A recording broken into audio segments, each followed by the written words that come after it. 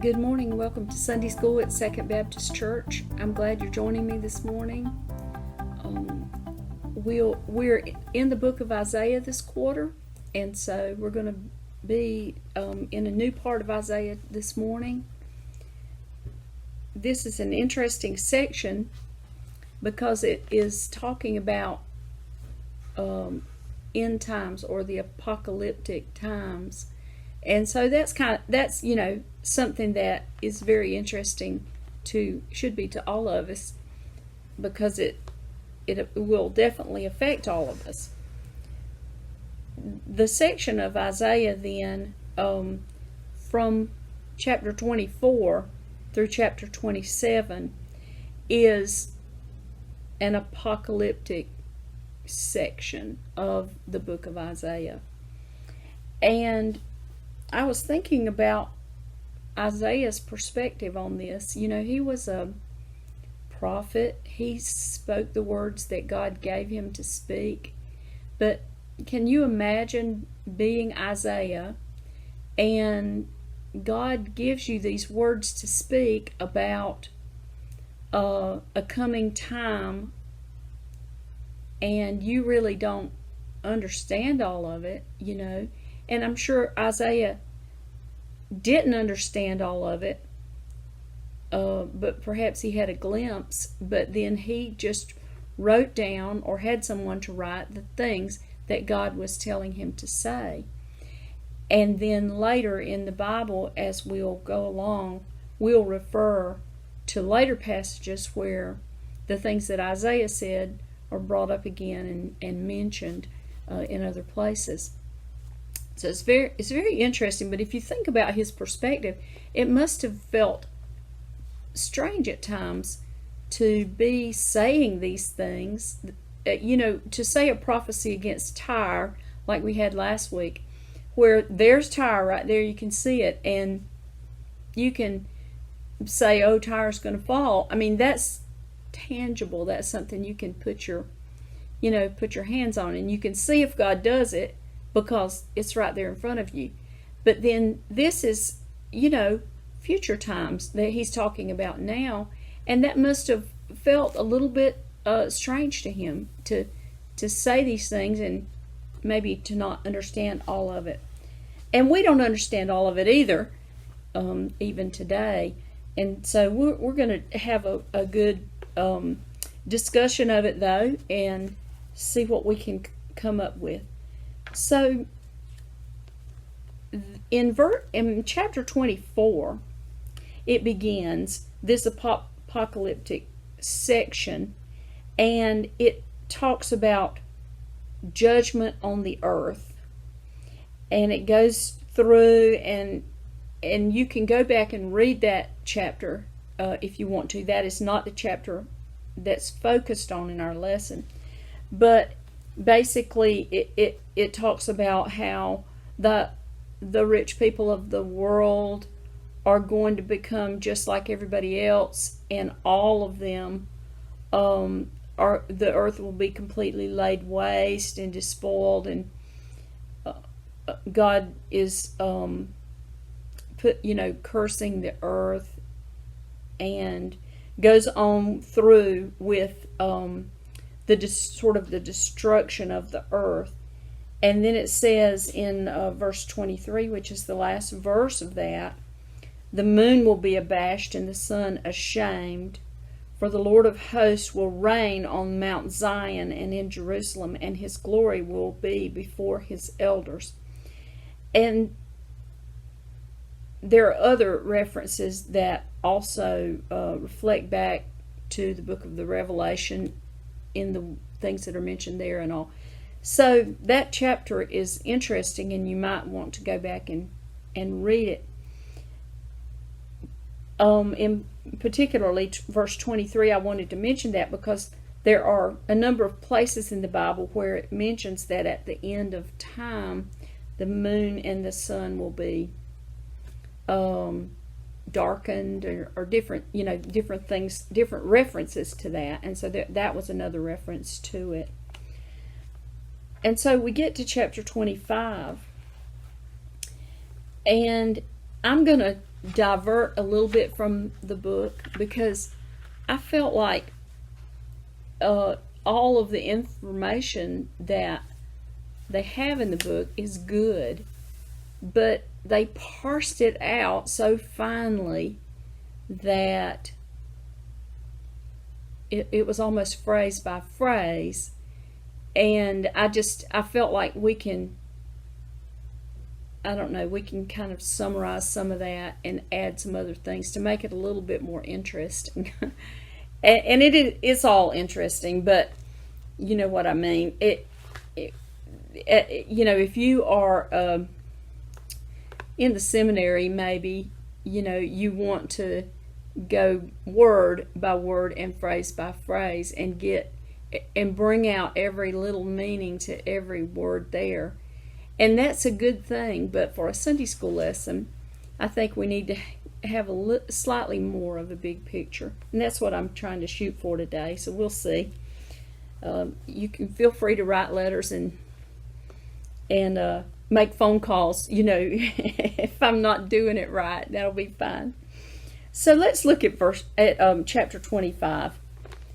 And I'm going to go ahead, and what I'm going to do is read the first 4 or 5 verses, and we'll talk about those, and then we'll go on.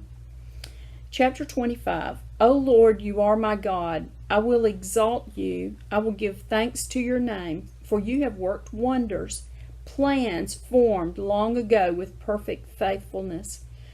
For you have made a city into a heap, a fortified city into a ruin. A place of strangers is a city no more. It will never be rebuilt. Therefore a strong people will glorify you. Cities of ruthless nations will revere you. For you have been a defense for the helpless, a defense for the needy in his distress, a refuge from the storm, a shade from the heat. For the breath of the ruthless is like a rainstorm against a wall. Like heat in a drought, you subdue the uproar of aliens. Like heat by the shadow of a cloud, the song of the ruthless is silenced. Okay, let's just talk briefly about that section.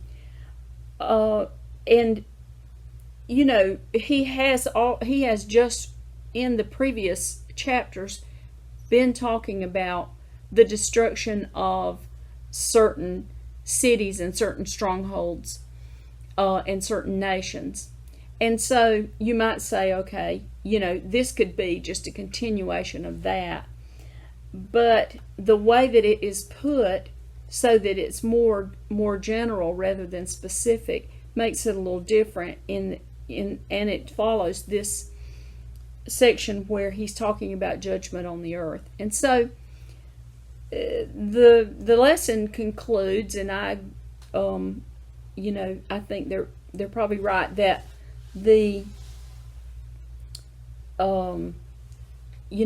it's talking about many nations that may be destroyed, or the fact that God has his power over all of those nations in the way that he's going to do things at the end of time. And it says you have your plan, that was in verse 1, your plans that were formed long ago. And this is a theme of this lesson, I think, that God has a plan in place that he has set in place long ago, and it is moving to a conclusion. And we should always be thinking of that and always be remembering that that is true, that God is working. He's got a plan in place. So let's go on then from there, and let's go to start with verse 6, and I'm going to read to 10. The Lord of hosts will prepare a lavish banquet for all peoples on this mountain, a banquet of aged wine, choice pieces with marrow and refined aged wine. And on this mountain he will swallow up the covering which is over all peoples, even the veil which is stretched over all nations. He will swallow up death for all time. And the Lord God will wipe tears away from all faces, and he will remove the reproach of his people from all the earth, for the Lord has spoken. So let's stop there for a moment and talk about that first bit. We hear in other places in the Revelation, it mentions the marriage supper of the Lamb, and this also talks about a banquet prepared for all peoples on the mountain. And on the mountain, it's referring to Mount Zion, which was in verse 23 of chapter 24. Mount Zion is the center of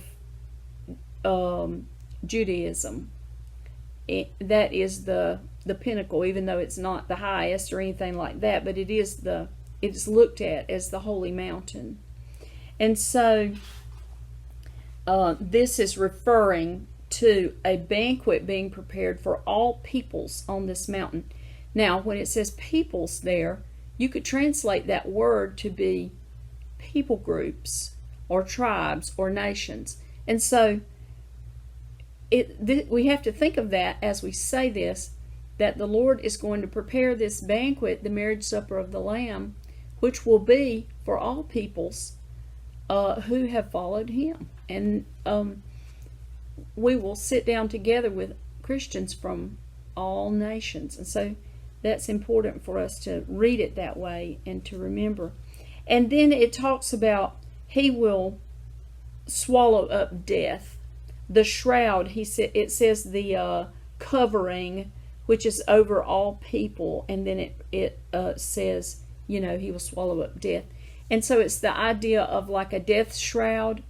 In many countries, the way that they bury someone is they're going to wrap them, and they did it back in these days, but they were going to be wrapped in a cloth and buried in that way, and so it's a death shroud. And so this is referring to the end of time when God will wipe away death forever, and it will be gone and will be no more. So that is, and it talks about wiping away tears from all the faces. And that's also, in the Revelation, it mentions he will wipe away every tear. That's a quote that we hear often. Revelation chapter 19 is the chapter where it mentions about the marriage supper of the Lamb.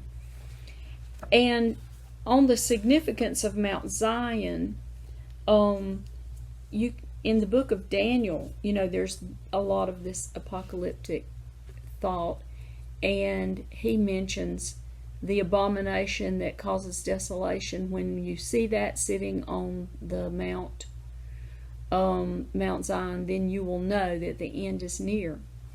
And so that's referred to in other places in the Bible. And let's talk about it now. What, nobody knows what is the abomination that causes desolation. But there is an abomination sitting on Mount Zion even as we speak at this time, because a large mosque has been deliberately built on Mount Zion. And that's not just something that happened this year. I mean, it's been there for a while. But it is an abomination to those, people of Israel who know that it should not be there. That would be, a couple of years ago, it might have been 5 years now, a little while back though, we went to Louisville, Kentucky, and we were leading a training event up there in Kentucky. Anyway, we went to Louisville to see someone, and as we were driving to their house, we saw a church look just like your normal Baptist church, and it had been sold and turned into a mosque. And that broke my heart, and it was an abomination to me. You can imagine, to see if our church, if we thought that one day it would become a mosque. how that would feel. And so, anyway, that's a rabbit that I was chasing there. And let's get back to the word here now. And so let me read on down then. For the Lord has spoken. Okay, now I'm starting in verse 9 and going 9 and 10. And it will be said in that day, Behold, this is our God for whom we have waited, that he might save us. This is the Lord for whom we have waited. Let us rejoice and be glad in his salvation.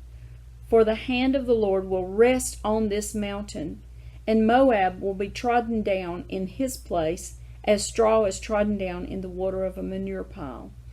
And so then it begins, mentioning a specific again. And so on this section, it's talking about how people will say, look, this is our God whom we've waited for, who has come to save us, and that, is again talking about the end of time.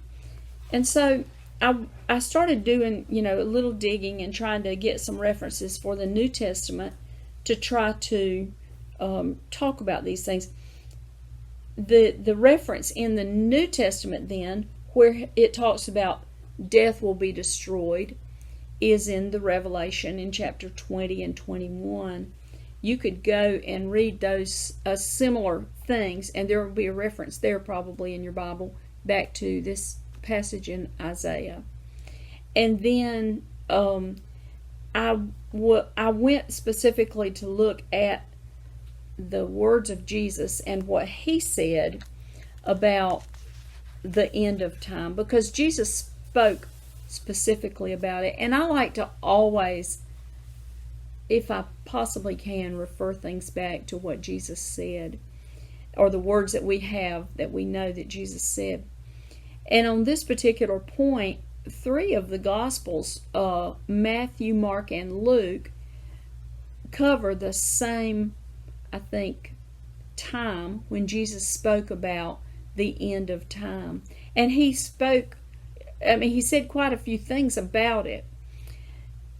In Matthew chapter 24 is where you could see it, or you could go to Mark chapter 13, or you could go to Luke chapter 21. All 3 of those are similar in the way they've written what Jesus said.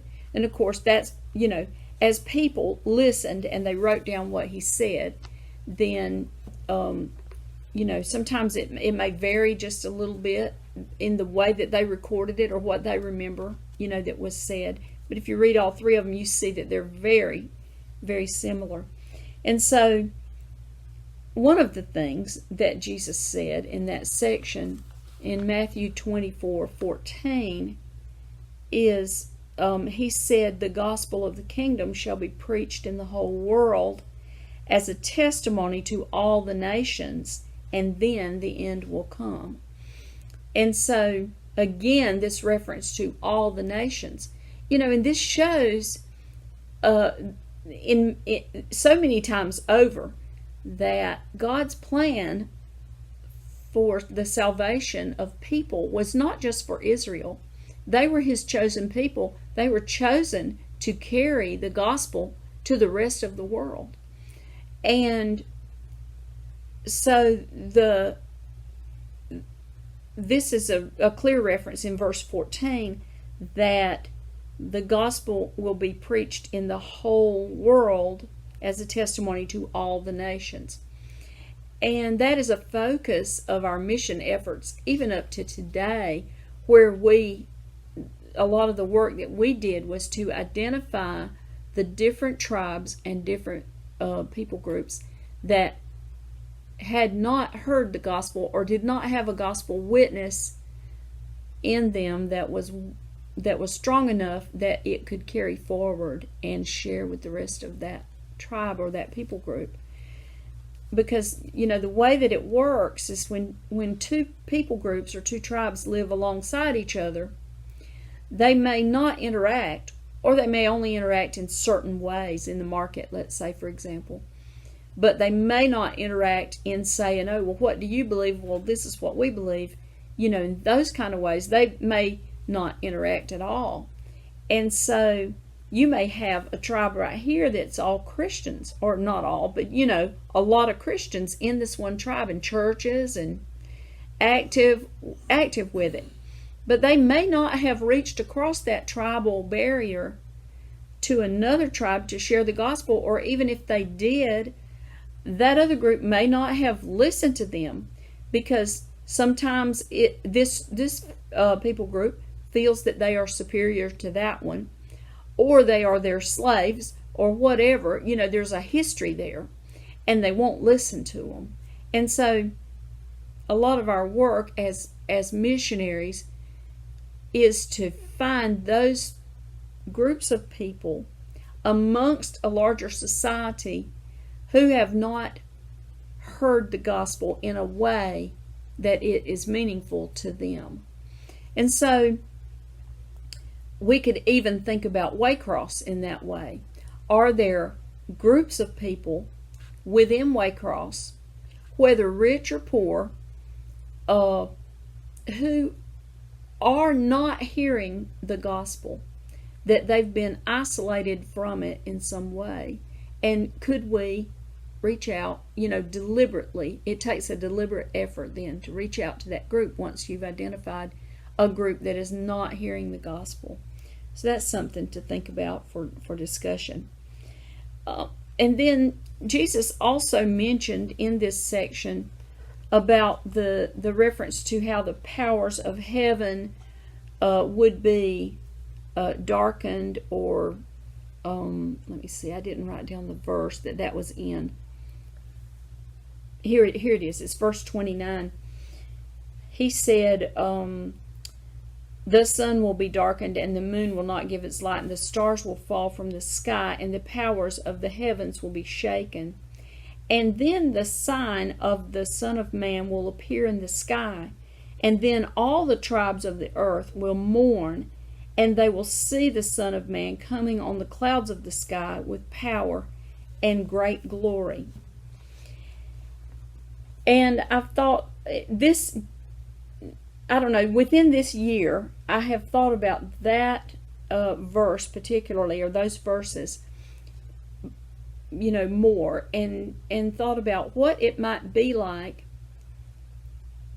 and how in other places it says every eye will see him and every knee will bow and proclaim that Jesus is Lord. If you can use your imagination for a moment, you might say, okay, that all the tribes of the earth will see the Son of Man coming on the clouds of the sky. Imagine if let's say those scientists with telescopes begin to say, hey, something is coming towards our earth, and it's getting closer and closer, and everyone on the earth would be alerted to seeing that, hey, what is this? This is coming. And then we begin to understand, okay, this is it, And at that point, it's too late. It's too late for people to then say, oh, wow, it was real. Jesus said he was coming back, and here he comes. He really is coming. Can you imagine? Every knee would bow, and people would begin to proclaim, oh, Jesus is Lord, Jesus is Lord. And the nations, what did it say? The tribes of the earth will mourn. People would be in distress if we saw that coming, and we're not ready in particular, And so it's just something to think about with the end times, because Isaiah spoke these things, like I said, from a background of not knowing anything about what he was speaking. He was speaking a prophecy that God revealed to man about future times. And then it is repeated by Daniel in a different way. Daniel revealed other things. and then the end times are referred to by Jesus, and then of course we have the Revelation, which talks greatly about the end times. And there's a lot of debate, about the end times and when that will happen and how it will happen, whether there's the 1,000 years or there's not, or who's going to be in the 1,000 years, or we're in it now, or there's a lot of debate. And we saw that when we were at the seminary, people who got angry because they disagreed over those particular things. And this is the way I like to look at it. From what we've seen today and talked about, we know that there will be an end day. The Bible refers to it as that day. It's a specific day. And we don't really know exactly when that day will be or how that will come to pass. But we know that it will come to pass. And we know that we need to be ready and be sure that we're doing the things that we should do before that day arrives. And so that's what we need to think about. We can focus all our energy on trying to figure out when that day will be, whether it's going to be tomorrow or today or 1,000 years from now or whatever. But the important thing is that we know that that day is coming, and that we share that with other people so that they also know, and they're not caught by surprise, or that they've not just brushed it off and ignored it, and been allowed to just live that way, and so that they're not ready for when Jesus comes. I'm going to end it there. We could talk about that for a long time, but thank you for joining me today, and I look forward to seeing you next week as we continue in our study through the book of Isaiah. Thank you.